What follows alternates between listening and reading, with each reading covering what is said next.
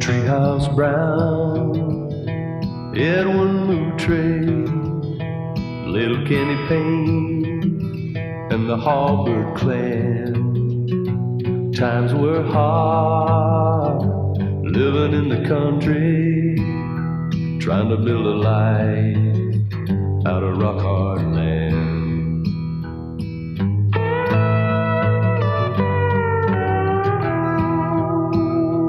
Treehouse Brown, Monroe Martin, raising up Cain from the tired old ground. Times were hard, living in the country, but they never laid a hand on old Treehouse Brown.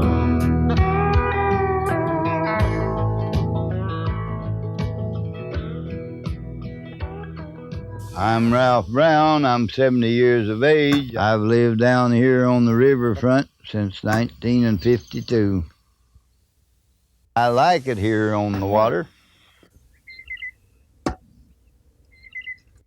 I've been fishing, hunting, trapping for fur-bearing animals, just most anything when the season's open all my life. That's how I learned how. Is experience is the best teacher. I got my nap over with. I decided I'd go see if there's a frog. Frog legs is good. I just got 4. I'm allowed 8. So I never found my limit. I just got frogs. It was always home. I had a good stream here, a good place to go fishing, good place to live. Why should a man change it? Oh, I don't know. I moved down here along the creek, and I guess I built the shack in '52, treehouse shack down there, and I moved in in '56. Place I had here, nowhere anywhere else in the state that I could get a place to call home. I like the creek down here. Go fishing and hunting. Good garden spot where I could raise something most anywhere.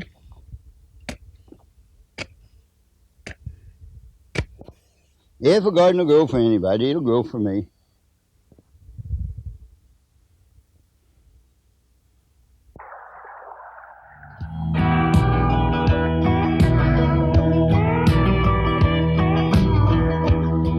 Local people like to stay away. The general people of the public throughout Crawford County here, they like to have it all by themselves. You can't blame them. They'd have an awful nice territory for once many people come. They don't want nobody coming. The ones in business wants customers. They want money. But there's not very many of them that wants the people except for the money they bring them. There's always too many canoes here on the water. Since I started in the canoe business, they all cussed me because I put the first canoes on the water out here, started the business through the whole area. Now you can count 100 or 150 rentals. They still cuss me for bringing them out here in the first place. Not got anything to do with it anymore, and I hardly got enough of customers to pay my taxes on it.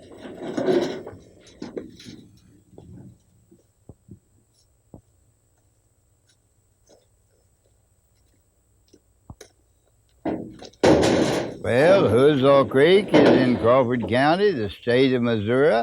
It flows from way up around Boss, Missouri, clear down to where it joins the Merrimack here, just below what is known as Scotia. That's where I live.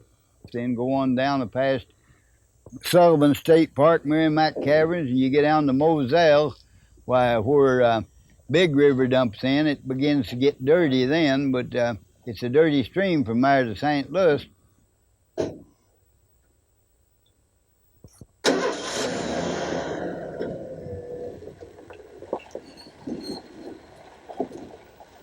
Oh, there's just a few of us left here that's old enough to understand it. Takes a senior citizen.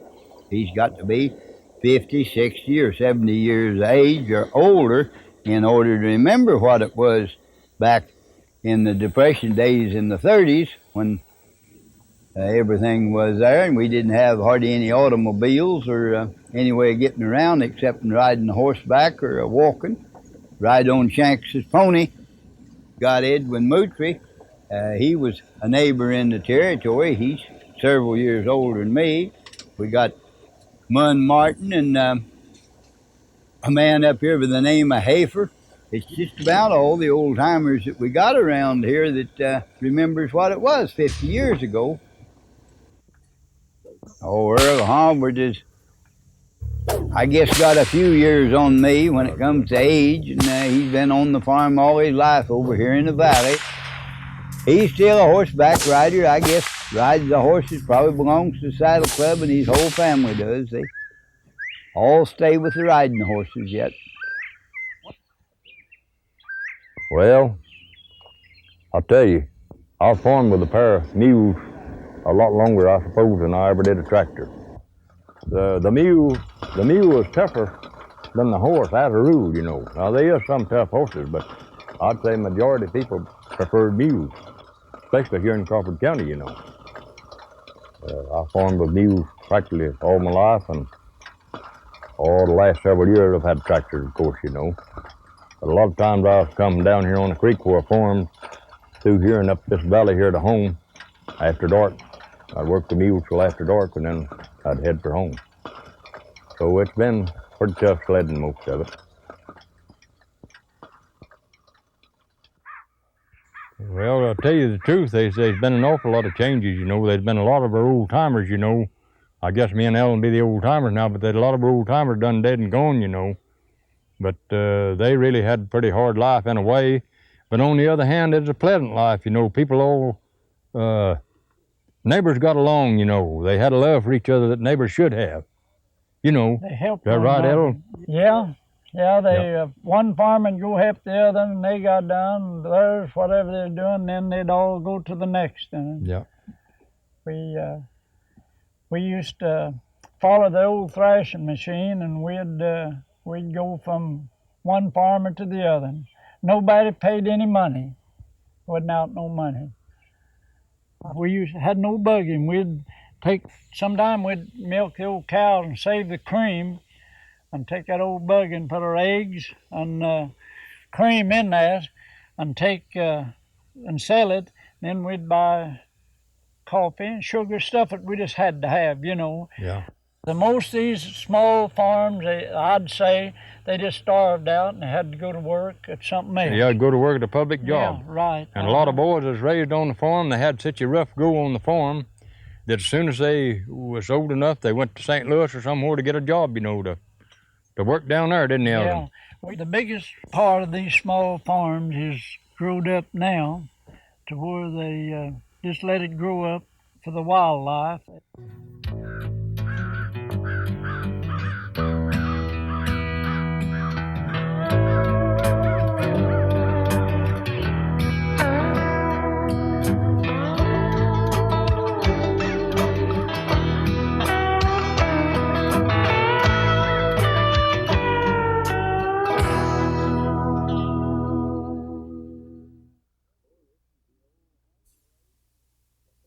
Oh, this is the old home place, the back door of the kitchenway of where I moved when I was 11 years old.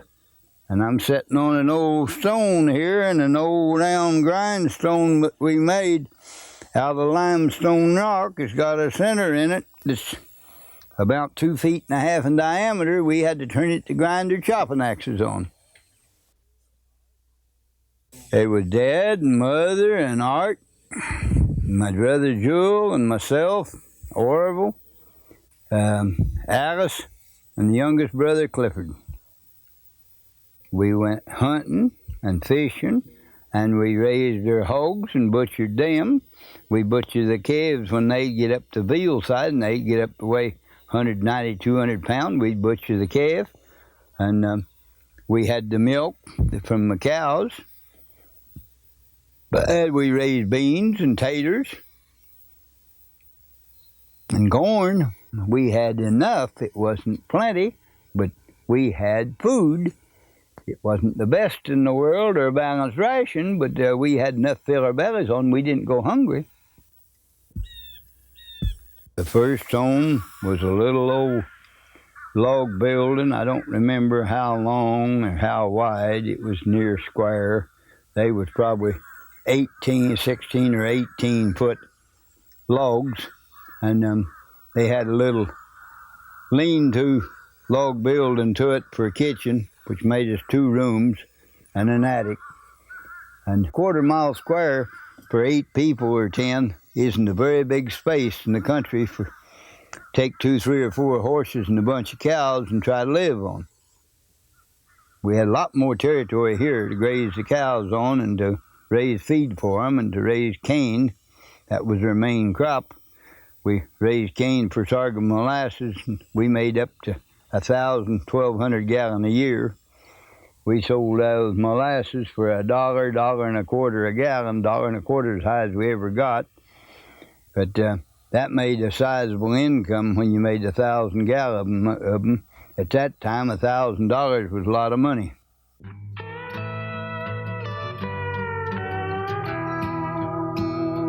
Treehouse Brown, Monroe Martin, raising up cane from the tired old ground.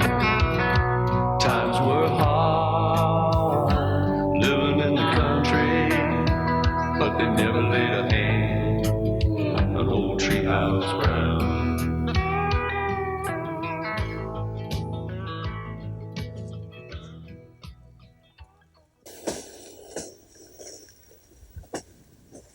Well, I've owned this place here for, well, ever since 1924.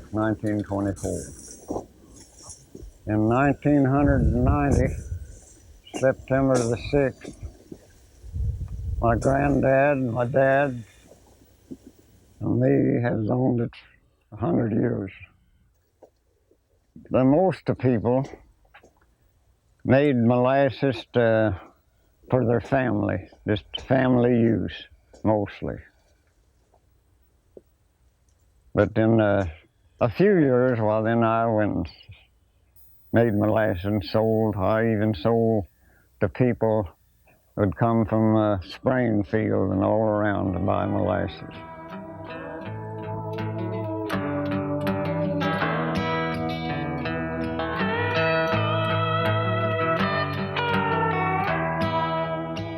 Okay, the first thing you have to do, as we always said, strip it, take the blades off. Then you have to get your knife, cut your cane, throw him on the ground, cut the heads off, and then haul it to the mill. Well, I might be bragging a little bit, but I just knowed how to make them. There's a lot of knowing how to make molasses. The most important thing, I'd say, would be cook them slow right on the start and get all them skimmings off, and then you'll have good molasses.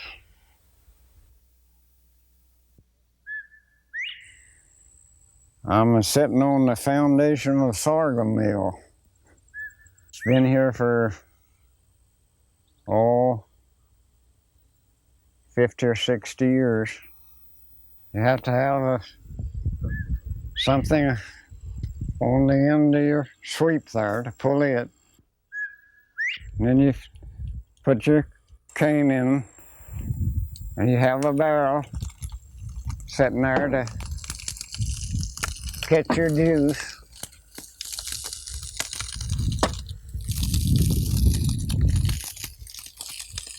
And then you get your barrel full while you take it, put it in your pan, and cook it for about 3 or 4 hours or 5. Make your sorghum.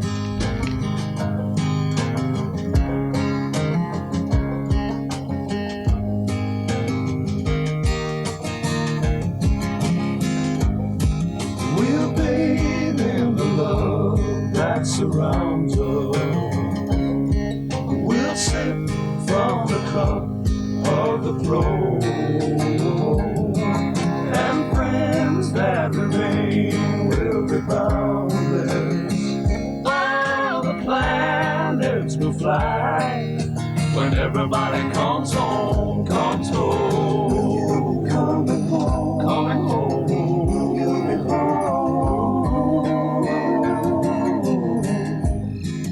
We'll share in the crystal communion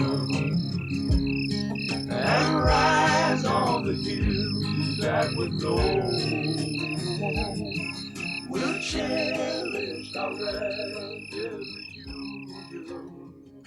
All the ships will be sailing. The only spot I had, I didn't have any high bottom. The creek goes by here, and this is the only spot there was to build. I just built it. Wasn't any plan. I just got busy and put posts in the ground and made that little old 16-foot square there first. I had a man to drag cedar poles out, get me 15 good long cedars, and I dug a hole down deep in the ground, 4 foot deep or more, and concreted the poles in there, straight up and down, solid pyramid, so they could box on them, and got rough oak lumber and went to work on it. I don't know what they thought. I guess they thought I was crazy, but I like to be crazy. If everybody thought I was just the tops, everything would be fine, but it's much better for to know that whatever I take a notion to do, I always did it. I got a lot of good neighbors. Most of them like me, but you never know who likes you and who don't until it comes to showdown.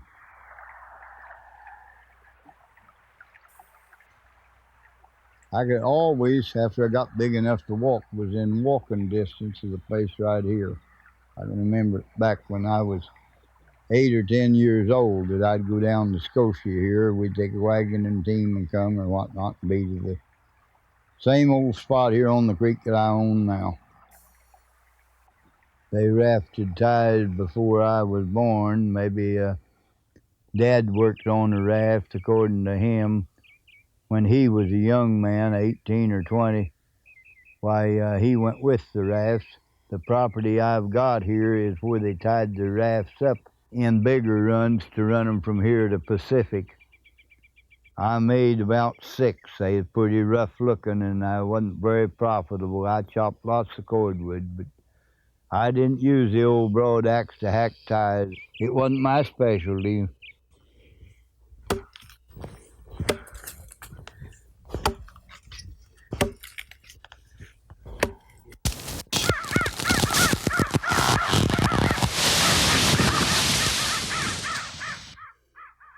Well, the farmers made ties, cut wood in order to live, to make a living. That's the only way they had. They used them for the railroad in Missouri and the western states and so on like that. Back when I was raised up like that, most of the people didn't have anything and they had to work for a living, see? And the boys, when they wasn't in school, their dad would make them go out and help to saw the trees down, and they would get to where they could score the tie, you know, and gradually go into it like that. Next thing you know, they was hewing them. Next thing you know, they was on their own and making the ties. And that's just the way they grew into it. See, they just grew up with it. This side of the broad axe is smooth. That goes up to make your tie slick. This side over here is sharpened on a bevel. That's to juggle it out. When you get your left-hand handle in there, you want your handle to curve out away from the log in order to keep from busting your knuckles on the log. And you got a right-hand handle, it'll come out on this side here. They keep from busting knuckles on the right-hand side. But the left-hand man goes this way, and the right-hand man will be hewing it this way, see? It's just right the opposite. But a broadaxe is left or right.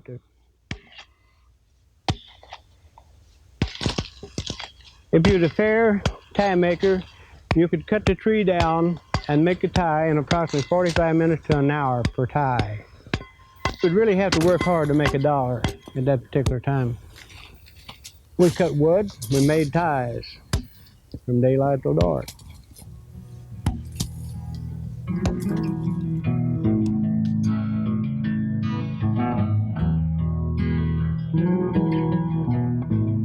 I remember when I was a young man, teenager, that this is a place to my rear, right down the river here, where we used to fit up the rafts for the trip down the Merrimack. Me and my neighbor run the last raft down the Merrimack, and I'm guessing, but I think it would have been 1926.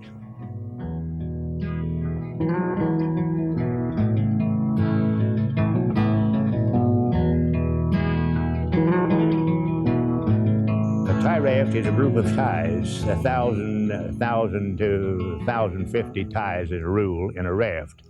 They're nailed together in blocks of some 30, 35 ties each block. You had a push pole. Each man had a push pole, about 16 feet long.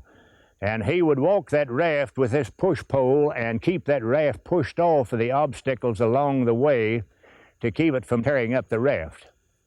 We would fit the raft up here for the Merrimack, and we would get on this raft, and we would run the raft until late afternoon. We would stay at some farmer's house along the way. We had certain places that they would keep us. We knew that we were welcome there and that they would keep us. And that was a process of anywhere from 3.5 to 7 days that we were on the river. When we got to Pacific, we tie up the raft there at the gravel pit, and we were ready then to catch the train back to Leesburg. I've got a list at home of the old tie rafters that number about 100. I've got about 100 different names that did tie rafting in my time. I remember Scotia when I was a lad being a place on the two creeks, between the creeks where they come together and the Merrimack. Then I remember the Scotia store and post office, which my uncle at one time, Uncle Harlan Moutry, owned the store and was postmaster. And there were some 25 or 30 families that lived in the neighborhood on the farms and in little cabins that they worked in the timber or on the farm. And that has been a long time ago. Now then, Ralph Brown is the sole owner of the Scotia get-together here, and the creek, he owns it all, the Brown Canoe Rental. Was mine until the people took it all away from me. There's so many people out here now, they ain't got any place for a home. No, I'm getting used to it. I like it today. They ain't that thick, though, a lot better than I do when there's 1,000 canoes. 500 or 1,000 on the water here, why that puts twice that many or 3 times that many people here. And it's a lot nicer without them. I don't care if them calling me a hermit. That don't sound like a bad name. There's no way that I want to live in town and the big crowds and the luxuries of town. I want to stay out here the way it is in the country.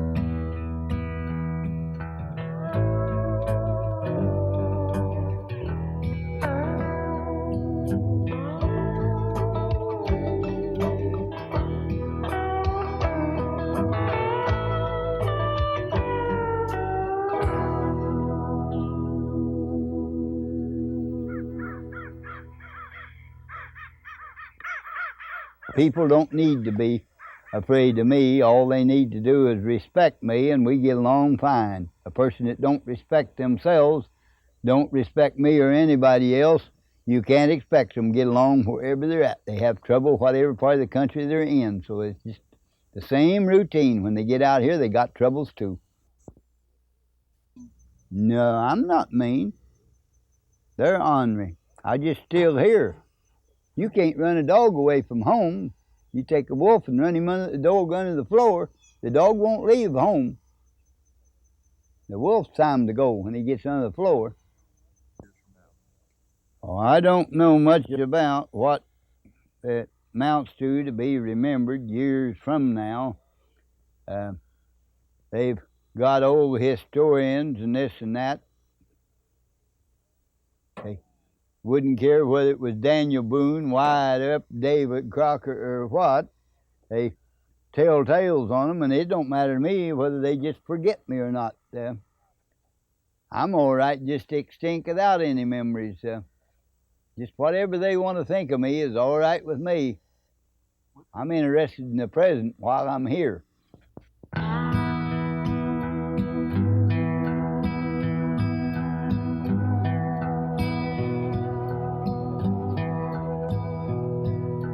Treehouse Brown, Edwin Moutray, Little Kenny Payne, and the Hallbird clan. Times were hard, living in the country, trying to build a life out of rock-hard land.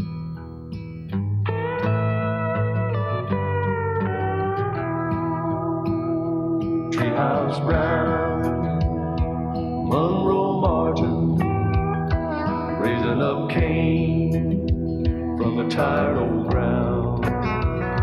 Times were hard, living in the country, but they never laid a hand on old Treehouse Brown. Treehouse Brown, slipping like a shadow along about the hour when the sun goes down. Treehouse Brown. One of them pointed his gun at me at 42 steps, said, "Damn you, I'll kill you." I said, "We'll go to hell together," and I shot him in the chest with a shotgun. I've still got a crippled arm, but I'm here. Men have gone, and men will follow, but you never see the light of old Treehouse Brown. No, you never see the light of old Treehouse Brown. Treehouse Brown.